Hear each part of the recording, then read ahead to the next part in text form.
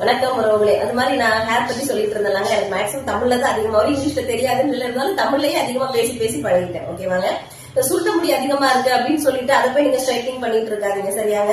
அப்படின்னா ஸ்ட்ரைட்டா இருக்க ஹேர்லாம் என்னங்க, அது சரி கிடையாது. அப்படிலாம் கிடையாதுங்க. எப்போதும் நம்ம இயற்கையை மாத்துறதுக்கு நினைக்கவே கூடாதுங்க. சரியா.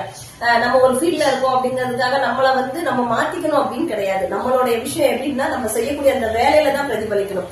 அது மாதிரி ஹேர் ஸ்ட்ரக்சரை மேக்சிமம் மாத்தாதீங்க. இந்த ஸ்ட்ரைட்டிங் பண்றது என்னங்க உங்க வேலைக்கு இதாகிட்டீங்க அப்படின்னு நினைக்காதீங்க. பண்ணலாங்க. எல்லாமே கெமிக்கல் கொஞ்சம் கம்மியா இருக்கிறத பண்ணணும்.